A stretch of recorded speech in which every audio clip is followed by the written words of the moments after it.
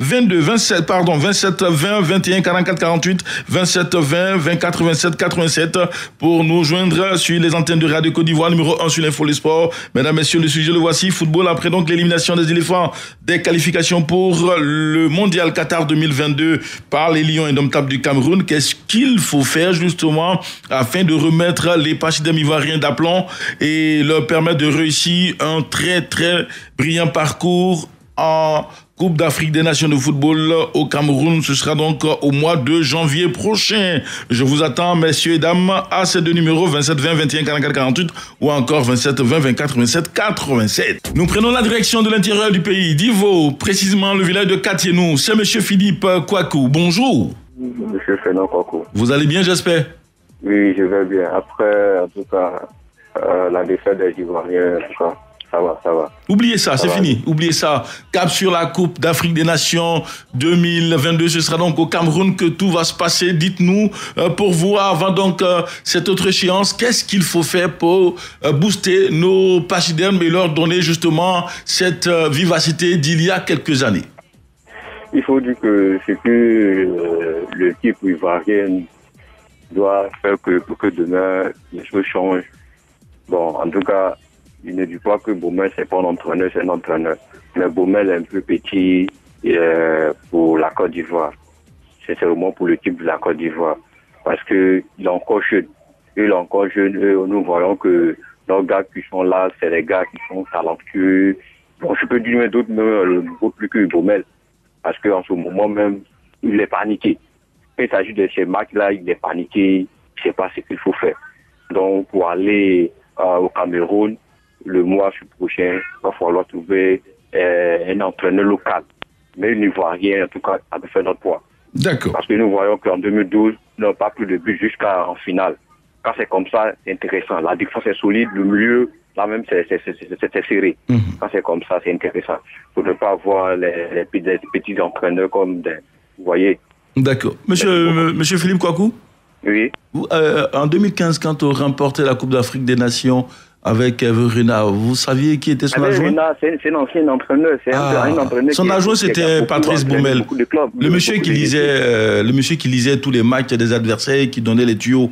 Verena se nomme justement Patrice Baumel. Donc c'est un grand entraîneur, ce n'est pas un petit entraîneur, et ses joueurs sont encore assez jeunes, peut-être même moins jeunes que lui. Donc comprenez qu'il fait ce qu'il peut. Allez, le football a ses réalités, ses vicissitudes que tout le monde ne maîtrise pas. Le Cameroun est passé par là, et ça aussi, ça peut arriver. C'est comme quand les Lions sont tombés à Abidjan, 2-1 face à ces mêmes éléphants. C'était au stade olympique Alassane Ouattara à Ibimpe. Un autre auditeur, monsieur Aristide Momblé, bonjour. Oui, bonjour, monsieur Réminigué. Il réside à Kouibli, c'est à 9 km de Yondrou. Merci en tout cas de le rappeler. Si j'avais été là, peut-être que j'aurais mis ce ballon au fond des filets. Malheureusement, je suis ici à Abidjan avec vous. Le temps a fait son effet. Dites-nous, quand on regarde un peu tout ce qui se passe, comment aborder les échéances à venir avec sérénité? Oui, Pédard Kouakou. Oui. Il faut le souligner que vraiment, ce qu'on attendait à M. Baumel, c'était pour faire qualifier nos Pachidem au Qatar. Monsieur Aristide Momblé. Oui. Sur 2 challenges, M. Patrice Baumel a réussi un, c'est-à-dire qualifier les éléphants pour la CAN au Cameroun. Ce n'était pas évident, il a réussi. Pour le mondial, il est tombé juste une marche avant donc son objectif. Est-ce que l'on doit lui en vouloir pour cela? Non. Ah, d'accord. Non, je voulais juste... C'était juste savoir. Voilà. Allez-y. Moi, et j'ai dit ça juste parce que c'était déjà la Côte d'Ivoire qui était en tête pour ce dernier match. Voilà comment j'ai dit ça. Ah, d'accord. Mais dans l'ensemble, j'ai dit beaucoup merci d'abord à M. Baumel et à tous ces jeunes joueurs qui ont vraiment fait ce travail. Mais pour nous remettre en confiance encore, oui, il faut que il nous fait de sensations vraiment plus fort au Cameroun pour la CAN. D'accord. Parce que la CAN à venir, il sait que c'est une CAN qui est à la deuxième édition de 24 équipes. C'est pas une CAN maintenant de 16 équipes. Donc, je sais qu'il y a une nouvelle manière de faire la CAN. Voilà, déjà qui vient. Donc, pour nous remettre, nous les Ivoiriens, pour les supporter en plus qui frappe fort pour la CAN. D'accord, monsieur Aristide Momblé. L'élimination au Cameroun, vraiment, c'est un peu... Ça nous a diminué un peu. C'est resté un peu dans la gorge, c'est ça, non? Voilà. Moi-même, hier, ils n'ont pas pu digérer même la douleur. D'accord. Voilà, vraiment, merci à Patrick Baumel et tous ces jeunes joueurs qui se remettent pour nous frapper fort encore. Surtout Sébastien Haller. Merci à vous, monsieur Aristide Momblé, qui nous appelait donc depuis Yondrou. C'est à 9 km de Kouibli. Un autre auditeur, il est à 30 km, lui, de Kanzra. C'est monsieur Bakayoko Abdoulaye. Bonjour, il est dans la région de Zouenoula. Comment vous allez? Ça va très bien, monsieur Fernand Kouassé. Super, nous vous écoutons. Bon, tout d'abord, je vous remercie. D'accord. Parce que grâce à vous, les journalistes aujourd'hui, vraiment, le sport ivoirien va très bien. C'est notre devoir. Voilà, je dis à tous les Ivoiriens, on n'a qu'à se mettre en confiance, vraiment donner courage à monsieur l'entraîneur. D'accord. C'est un très bon entraîneur. Puisque quand ça ne va pas, nous les Ivoiriens, on trouve défaut. Oh, c'est pas ça. Cameroun, c'est pas un petit pays de football. Ah, quand même. Imaginez-nous, on a battu Cameroun chez nous en Côte d'Ivoire ici. Frapper quelqu'un chez toi, et puis aller frapper la personne devant sa femme là-bas. Ah, c'est pas facile. Quand même. Ça nous fait mal, mais on n'a qu'à se dire que vraiment ce n'était pas facile pour la Côte d'Ivoire. Monsieur Bakayoko. Oui, monsieur Fernand. Ça, vous n'avez pas tort de le dire. Hein. Vous frappez quelqu'un chez vous et vous allez le frapper devant sa femme. Vraiment? Oui. Ah, vraiment, même s'il n'est pas la force, vraiment, il va payer cette... Oui, madame. Il peut vous... Ah, monsieur Bakayoko. Oui, monsieur Fernand. Dites bonjour à la dame qui est à côté de vous et dites-lui qu'elle vous a vraiment donné cette belle inspiration. Non, vraiment. Allez, merci à vous. Et puis, mais vraiment, je vous remercie. Yako à vous. Merci, Bakayoko Abdoulaye depuis Kanzra, qui est donc à 30 km de Zouenoula, en pays Gourou. Un autre auditeur, celui-là nous appelle depuis Bouna, monsieur Marius Adjoyi. Bonjour. Bonjour, monsieur Fernand Kouakou. Comment vous allez? Comment est-ce que vous allez là-bas? Mais très bien. Et nous, ici, ça va. Voilà. Clémence Cole vous fait un petit coucou. Oui, tout de suite, il fallait mettre les jeunes gens dans la confiance. D'accord. C'est-à-dire il faut monter leur moral pour que cette perte qu'on vient de faire face au Cameroun ne soit pas un sujet pour les décourager. Et essayer aussi de motiver les jeunes gens pour la Coupe africaine qui vient. Il faut aussi essayer de dire la vérité aux joueurs, ceux qui auront à jouer le simulacre, de ne pas venir participer à cette CAN, qu'ils disent la vérité. Il faut qu'ils mettent l'accent. L'accent est rigoureux sur les joueurs. Et essayer aussi d'avoir deux équipes, comme on le faisait d'habitude, l'équipe A et puis l'équipe B. Et essayer de toujours mélanger, jongler avec cette équipe. Ça va aller. D'accord. Merci, bonne émission. Merci à vous. Allez, monsieur Kwame Kanchili nous appelle de Lakota. L'on dira Lakota, là où justement il y a beaucoup d'éléphants. Bonjour à vous.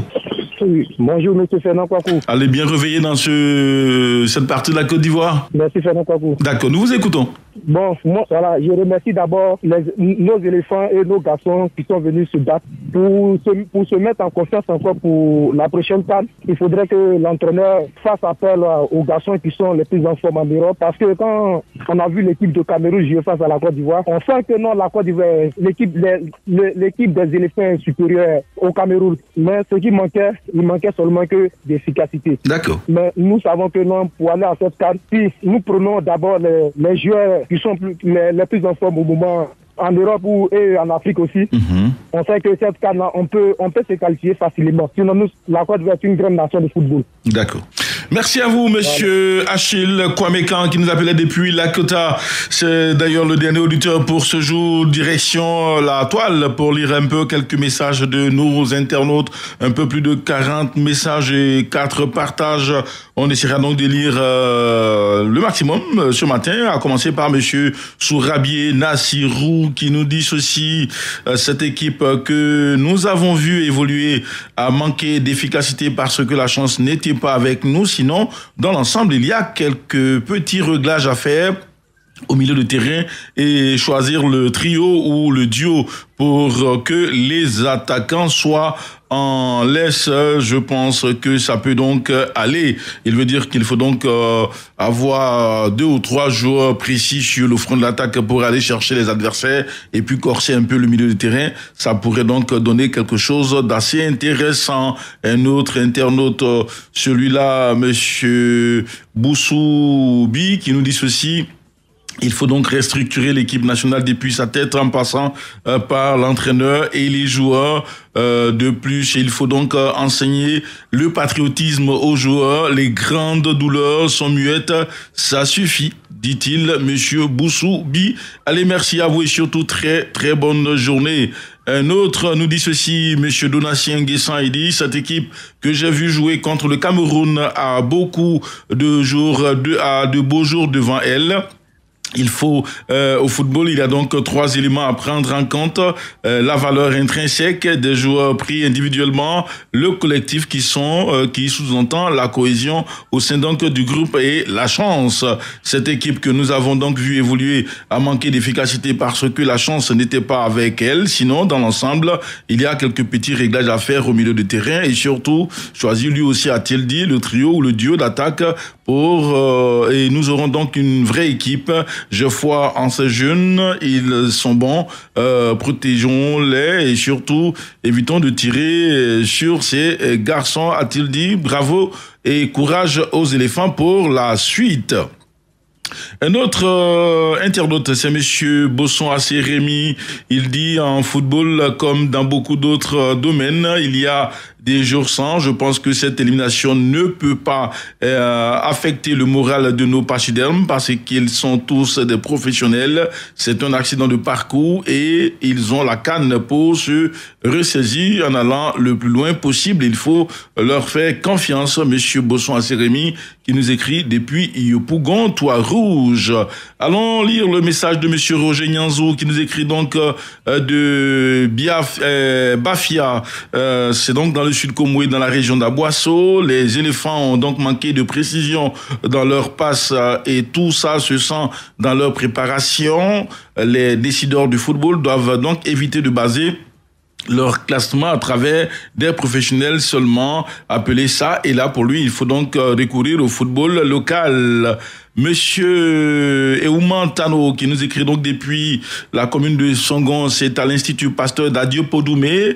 Il dit en toute chose, pour avoir donc une performance ou une efficacité, il faut une formation. Alors, pour que les joueurs ivoiriens retrouvent une forme optimale pour affronter efficacement les événements à venir, il faut donc des regroupements réguliers de mise à niveau. Pour donc y parvenir, le sélectionneur doit appeler les joueurs de son choix au moins chaque trimestre pour un regroupement d'au moins 1 ou 2 semaines ou au lieu plutôt d'attendre l'organisation d'une compétition avant de le faire.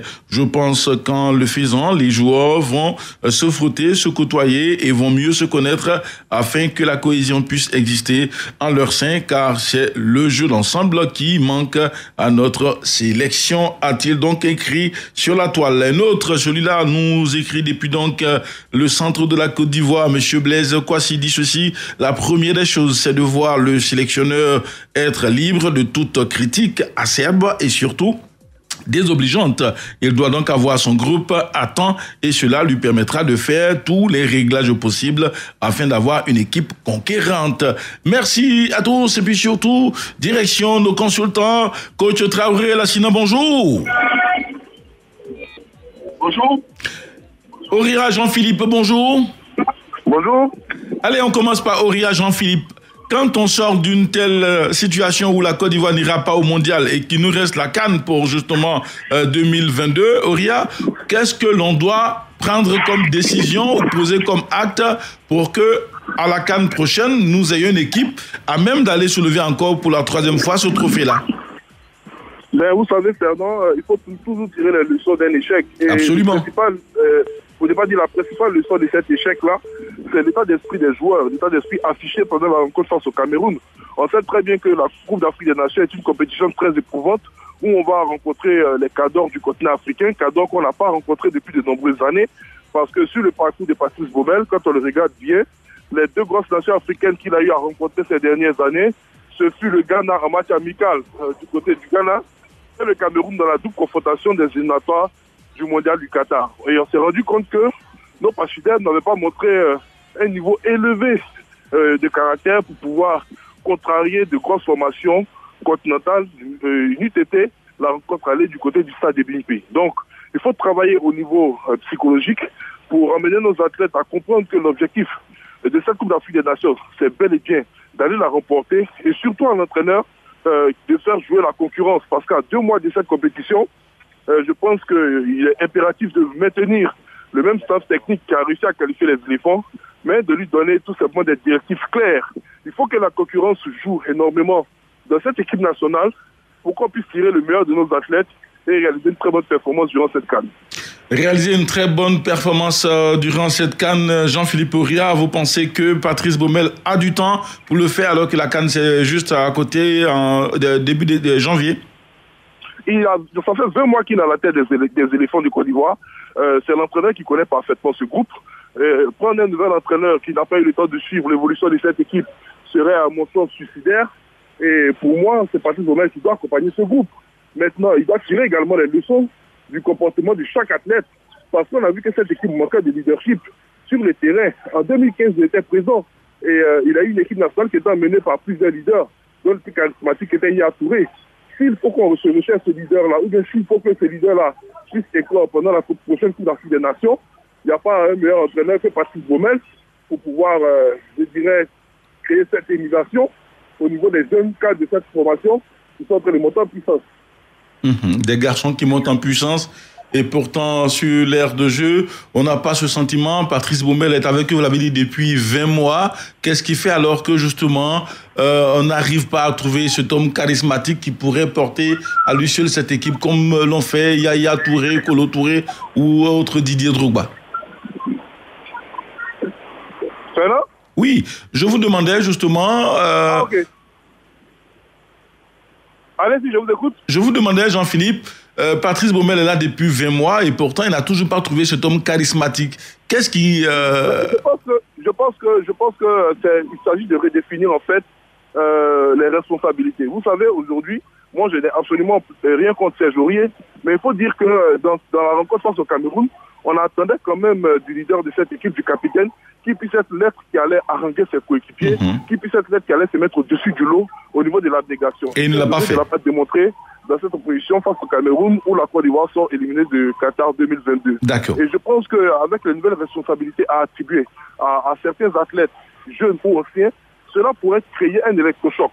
Parce qu'on en a besoin énormément. C'est bien noté, Jean-Philippe Oria. Merci en tout cas pour votre participation. Coach Lanciné, vous avez 1 minute 30 pour nous dire justement qu'est-ce qu'il faut faire pour qu'on puisse être sûr de gagner au Cameroun. Merci, Fernand. Oui. Moi, je pense qu'il y a 3 points essentiels qui ressortent, à mon avis. D'abord, la première des choses, il faudrait que la grande nation ivoirienne qui est représentée par son équipe, les éléphants, essaie quand même de rechercher une identité de jeu. Une identité de jeu à travers un système sur lequel les hommes qui vont animer ce système-là soient capables d'imposer leur rythme de jeu à chacune des rencontres. Nous avons remarqué que tactiquement, au niveau de la Côte d'Ivoire, surtout au niveau du système, Baumel a essayé à plusieurs reprises le 3-5-2, ça n'a pas marché, le 3-4-3, ça n'a pas marché, mais la Côte d'Ivoire a commencé à sortir un peu la tête de l'eau lorsque on a commencé à jouer notre système de 4-2-3-1 ou le 4-3-3, à travers lequel je pense qu'il faut vraiment rester dans ce domaine-là pour que la Côte d'Ivoire, qui est une grande nation de football, puisse avoir une identité de jeu à travers laquelle on peut imposer notre rythme de jeu. Lors de cette CAN. Merci à vous, Traoré Lassina. Pour aujourd'hui, on va s'arrêter là. Radio Côte d'Ivoire, Abidjan, 88.fm.